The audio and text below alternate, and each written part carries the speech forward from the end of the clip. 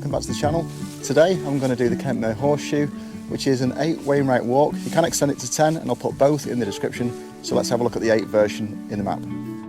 We start today's walk at St. Cuthbert's church in the village of Kentmere. Heading off down the road, we soon turn up Garburn Pass. It's a long and winding pass which takes us gently up until we turn off to head towards our first Wainwright, which is Yoke.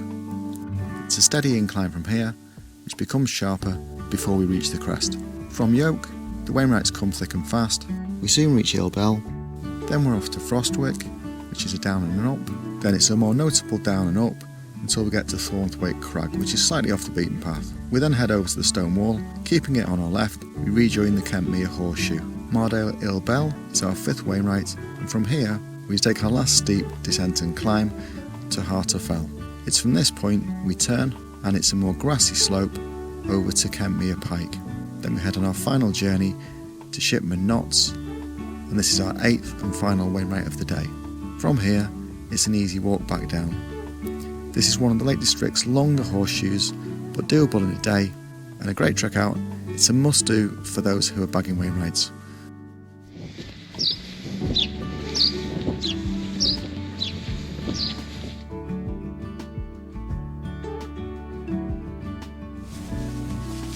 Start this one by heading down the road a little bit, and then we'll get into the fells. So you can park here. There's room for about probably 10 cars, so it's pretty tight for parking. This first section's a road walk, so eventually we just nip off the side and start going up the hills. But yeah, you kind of start and finish on a road on this one.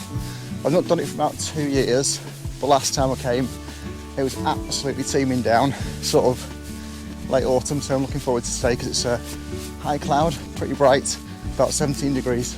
You can go up there to the reservoir, but we're walking around and carrying on this way. We're essentially walking around the reservoir. Right, so just working our way to Garburn Pass. There are a few finger posts to point the way, so we're just going to turn up here now.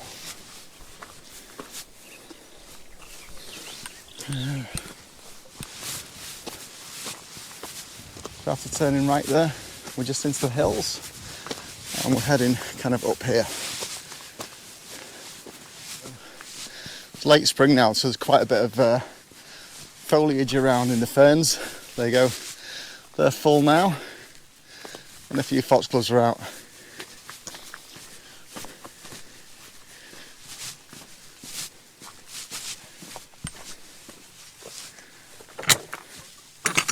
Oop.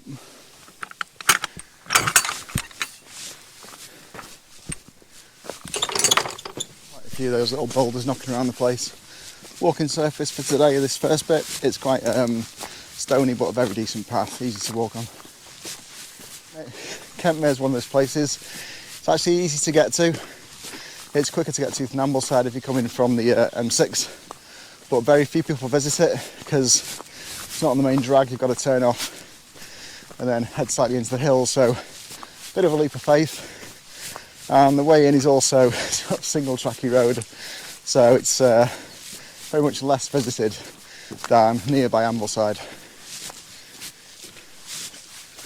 This section's pretty flat and steady, just a slight incline going through.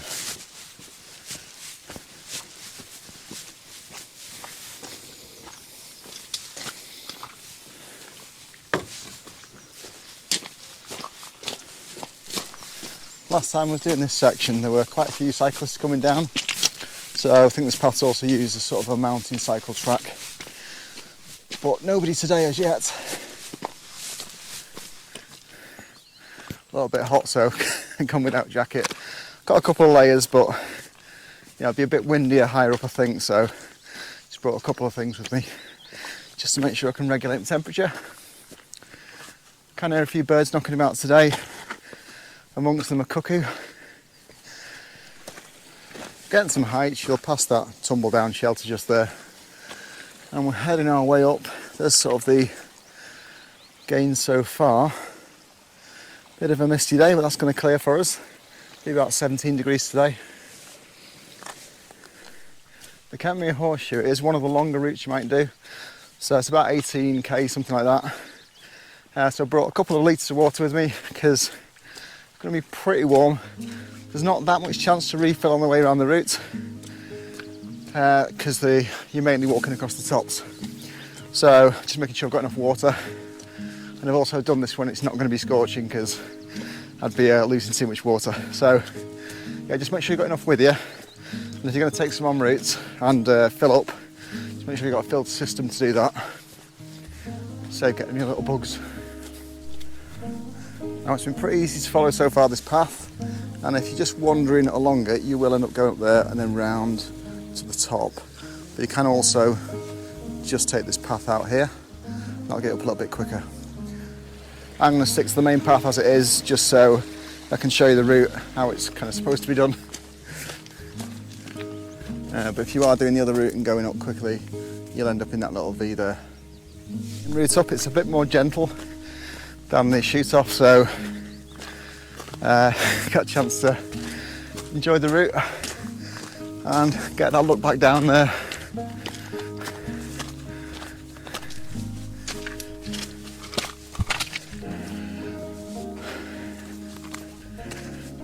On this route, I'm just taking the easy path up and taking my time. So you see the wood in front, then we're going to continue to go round to the right.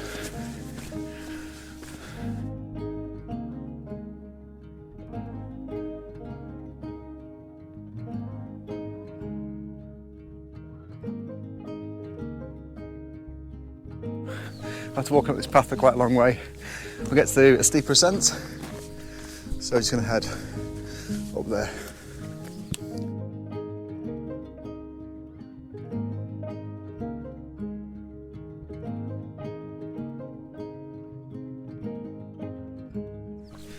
It's quite a steady path on the way up. You will know the ascent though, so be our first Wainwrights in, and that'll be Yoke. And then we're going to hit them in quite fast succession after that. Bird of prey, they're looking for its dinner. So we're going dead steady going up. Good conservation path. So you've got a good view down there as you're working your way up to the summit of Yoke. Then from that point, we'll sort of bobble around on the tops of it and be going around kind of that route on the other side of the valley. You've got this final bit of the ascent, and then it's going to crest off and a flatter walk to the top of Yoke, which is at 706 metres. So you get up that rise, and then you reach a little plateau, then you can see Yoke. So up that little path there, and that's it just at the top. When we get to the top of this, we walk in the ridge and be able to see the valleys on both sides. So great one for the views. A little misty today, but still a good one. The path again is pretty stony, so quite an easy route, this one. It is high and it is long, but you know, it's a good one. There's the summit just coming into sight. Just past this big cairn here, and there's the summit of Yoke just there. Once we've got up here, we have done most of the height for today, so we're going to go a bit up and down, but you know, nothing as crazy as that. So we'll just get on this. There we are. There's the summit. Ta-da! From here then, we're going to go up there, head around, and then back to the church. So that's Yoke in the book, and there it's in reality. You can just see the book there. You've got Ill Bell behind, which is where we're going to next, and then we're off to, well, you see High Street in the back there. So we'll work our way around the ridge and over to Mardale Ill Bell over there. Once we get up here, we'll get a clearer view of the valley and what's going on.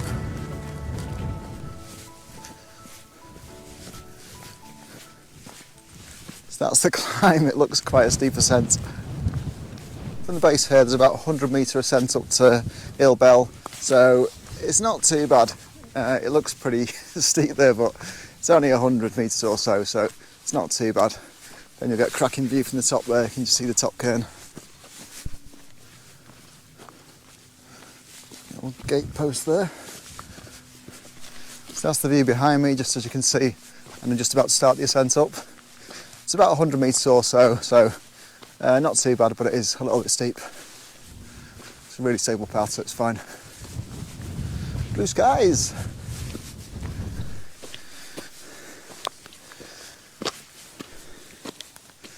You can see from behind me there, it's quite the ascent to this, but nearly there now. A few more yards. And there's the summit cairn. Or is it? Let's have a look. Well, it's a big one. There's another big one there. So let's tap them both. Oop. It's that one. Over to the other.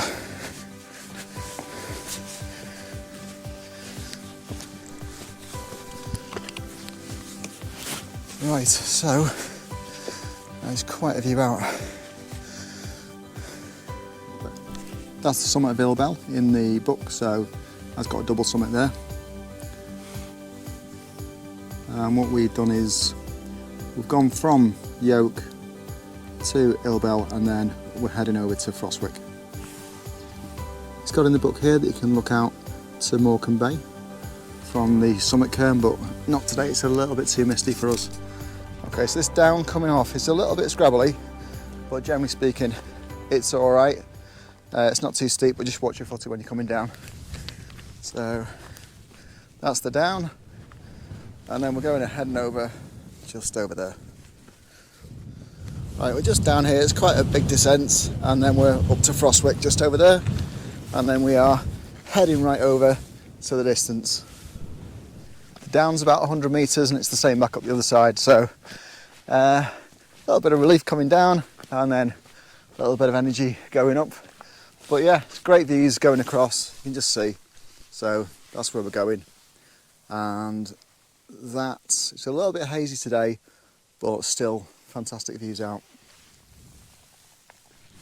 Just hit the dip now. So walking along a little bit, got my breath back, then start the ascent up the other side. But yeah, great views out the side there. Woo! I'll show you the height we've just come down. So that is it looking back. It's quite the walk down. And then quite the walk up. It is up and down this walk. Essentially what happens is you get on top of the first one, so up to Yoke, and then you sort of bobble around on the tops. But yeah, there's some ascent going on, but nothing as significant as the first one you did. So yeah, should be a good walk around. Get great views, and back to the church. I've had a couple of people asking me about solo hiking. So if you want to come out on your own, this is quite a good one because the route's pretty obvious. There are people knocking around, so it's not one where you can really get lost, but do bring a map. Make sure you know how to use it if you're going to do that. But also, you know, have an app with you so you can just trace it. And they're quite good at telling you if you're off route or not. So something like, you know, Strava, All Trails, OS Maps, they're all good. Right, but when it's a clear day on this one, you can actually see where you're going. So the valley walks like this and the Mardale Horseshoe, you can just see where you're going anyway, so you're essentially walking around a valley. The horseshoe walks are essentially you walking a ridge around the stream in the middle, so either sides of the valley. So as long as you keep the river you're interested in on your right, or constantly on your left, depending which way you go around, then you can't really get lost on it. Yeah, so horseshoes are a good one. So this, I'll put in a link to the Mardale Horseshoe and the Fairfield Horseshoe as well, so you can have a look at those. The path up to Froswick, not as stony as the other ones, but pretty stable. It's a bit muddy, but it's alright for me today because it's not been raining. But yeah, steady enough. You can see what we've done behind me, so it's quite significant down and up. But we're here now, so that is the top of Froswick. Woo! That's the view out. Right, so we've been from the top there, and we'll come down here. And the next one we're going to, Thornthwaite Crag is just up there. Alright, let's go. The next Wainwright you come across is Thornthwaite Crag, and we're just heading over to that now. We are working our way like this, so Ill Bell, over to Froswick, down and up, and then Thornthwaite Crag. So it's difficult to miss anyway because it's got a massive summit cairn. So there it is in the book. As I say, when you go around this, you do hit the Wainwrights in quite a sort of quick succession. They're probably like a kilometre apart or something like that. So you're hitting them fairly frequently, and you've got a bunch of them to take home with you. So if you do want to tick some off, then this is a good one to do, as are things like the Mardale Horseshoe and the Fairfield Horseshoe. So I'll put links into those and you can have a look. I'm going to have a re-attempt at the Fairfield Horseshoe soon because last time I didn't fully get around it just because I ran out of light. It's another down and up for us, but you can see there it's a very, very clear path as you go forward. I'll say really good day for this today. It's about 17 degrees, so not too hot, not too cold, in the Goldilocks zone. Well, for me anyway. So we're going to go up here and get ourselves warmed up a little bit up there. Right, this guy in front of me, he's running it, so good luck with that one. Just about to start the ascent again, so I'll show you what we've come down. It's just that behind me there, so all the way from the top. And then we're going to go up here. So this isn't, again, it's not too bad. It's, I think it's less than 100 either side. After you've done about half the up, about half the up, you're on a little flat plateau, and then we complete the other half there. I'll put the timings in the description, but if you're doing this, I'd probably say leave like 7-8 hours, just in case. Depends on your fitness level, but it's a full day out, so make sure you're prepped for that and got food and water and everything else you need. Haven't seen any streams for a long time. From where I am now, there's a split, and the horseshoe just carries on around that way. I'll just go up here to get you Thornthwaite for people who are doing the Wainwrights, and then we'll head back round. It's not that much of a diversion, it's like just, a few yards out the way, so I'll just show you while I'm here. But yeah, if you're just doing the horseshoe, you can just carry on straight round and take the other path on the right. Hello. Right, there it is in the distance, just popping up there with its massive column. This is only a few hundred yards off route really, so you've got the stone wall at the side, and then there's the massive cairn marker there. Yeah. Right, so that's the cairn marker. From there, if you want to go over to it, you can do. High Street is just over there, which is another Wainwright, but I'm going to pick that up on another walk. So I'm just going to continue around and complete the horseshoe now. I'll walk over now to Mardale Ill Bell, and from there we're back on the horseshoe.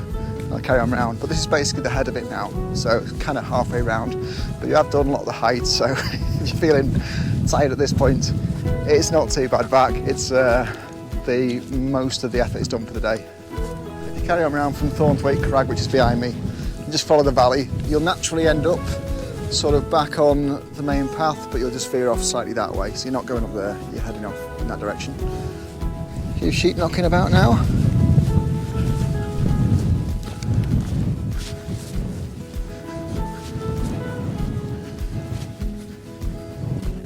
When I'm walking over here, I've not quite hit this stony wall.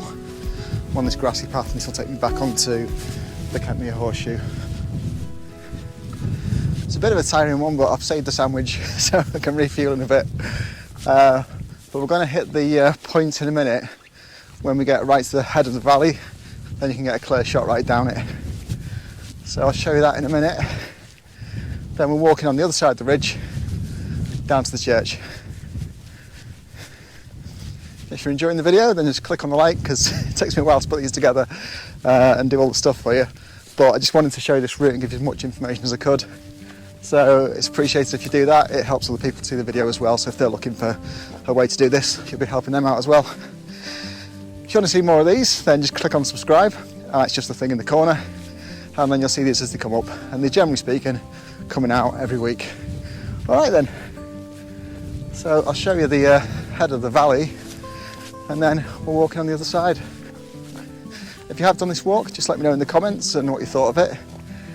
It's marked down as a hard route. I wouldn't say it's a technical route because the paths are pretty straightforward, but yeah, it is a bit of a long one and a bit of fitness required on it. So yeah, leave yourself enough time to do this. I'll put my times in the description for you and the route maps.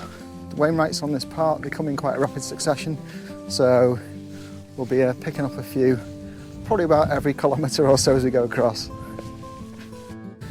So this is the summit. We'll have a little look around and see what's going on.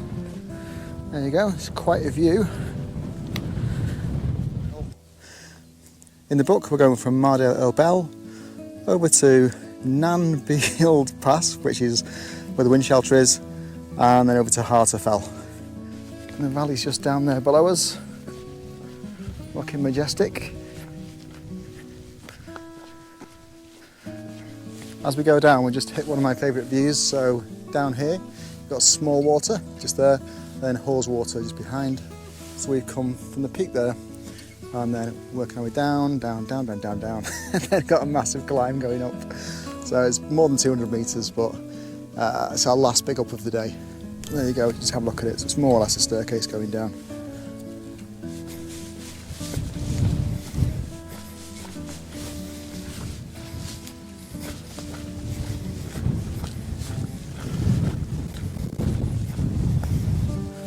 Does have some steeper bits that's going down, but it's well constructed. Nice big blocks, so easy enough to get down. As we're coming down here, we just get a view again of Kentmere Reservoir, so that's the kind of horseshoe walking round. If you've had enough at this point though, you don't want to go up Harter Fell, you can actually just take the path off there and take that valley walk back down. Alright, so we're just about to start the up to Harter Fell. We'll be heading all the way up there.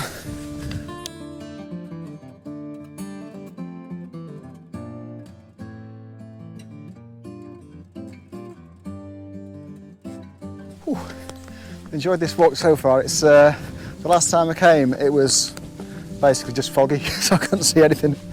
Thought this time, yeah, pretty good views. I'm impressed. So I'm not surprised these are Wainwrights because you know, it is a great walk around. And this is the first set of fells that I completed out of the Wainwrights when I was doing them, and it's quite accessible. But there are some big walks on here. A lot of Wainwrights around, and you can pick them up pretty quickly. So great to get you started. It's the base here. There's a windbreak, much needed, because this is really flying across between these two valleys.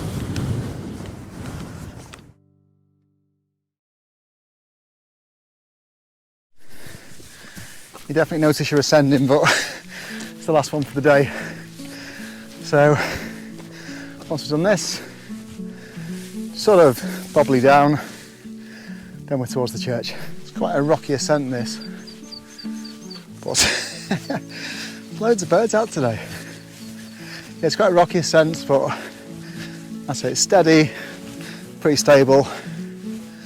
I wouldn't say there's anything particularly dangerous near the paths on this walk. This guy's just coming down his bike now. That's a tough paper around, that one. I'm just going to have a minute before I try and get up this next bit, because that is the view down. Look at that.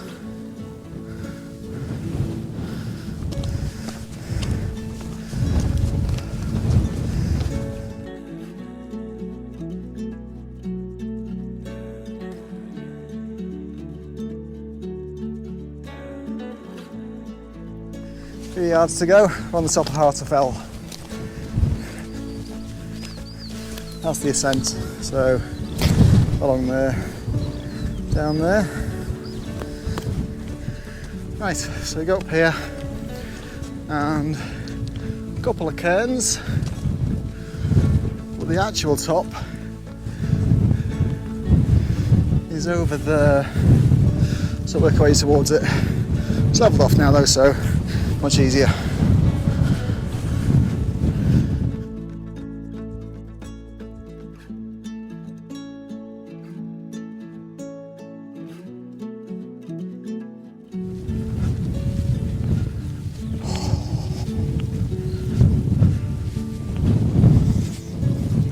a mess.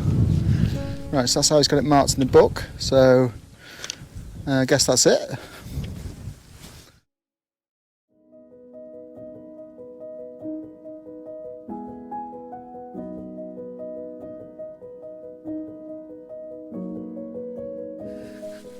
From here we're going down to Brown How, and then we're into Kentmere Pike, which is at about 7:30, so that's just over there.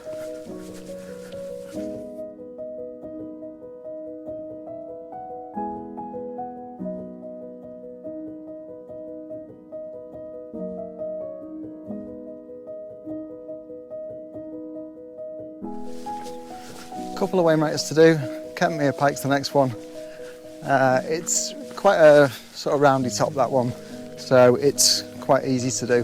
The rest of the walk is pretty straightforward going down, so yeah, it's been a nice day out. Just wanted to say thanks for those people that are putting comments in, because you know, good to hear from you. I'm out doing this as a solo hike, so it's good to have a bit of feedback, someone to talk to about it. So if you've done this or you're thinking of doing it, let me know.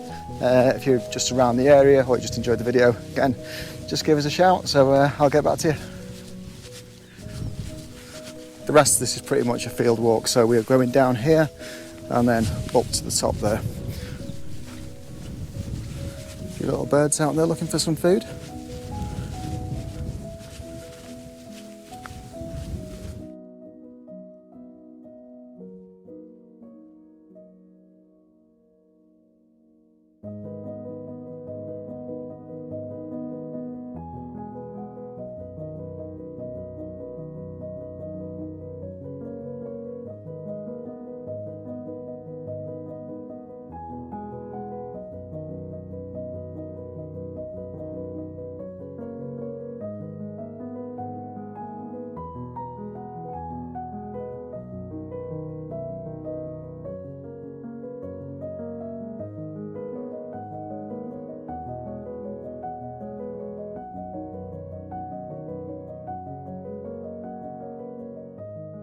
One more Wainwright to do, and then we are complete for the day. So we're going to go on to Shipman Knots and then head down to the pub. So have a think what you want, I'll see you in there.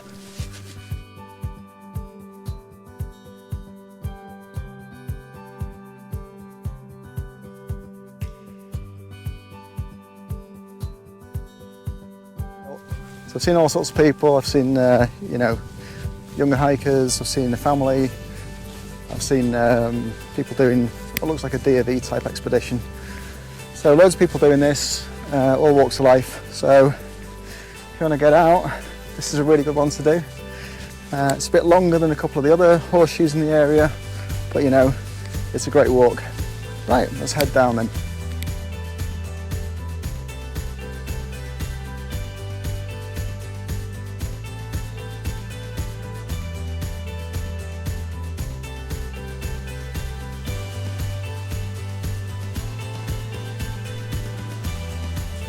From here we're just going to go through the stile, and we're up to the top, and that is our last Wainwright of the day completed. We just get to this stile here, and then we've got about 4.5k to go, and that is us done. So just going to go up to Shipman Knots now, and that is just up there. Oh look, a little tiny lamb. Ooh. Ooh, it's a big stile.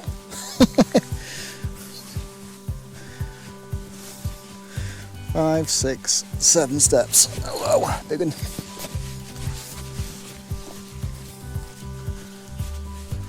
I always look back at walks, especially like this when it's a big ridge, and just think, massive. But yeah, it is doable in a day. I say it's going to take all day to do this one, but it's a really good day out if you get nice weather for it.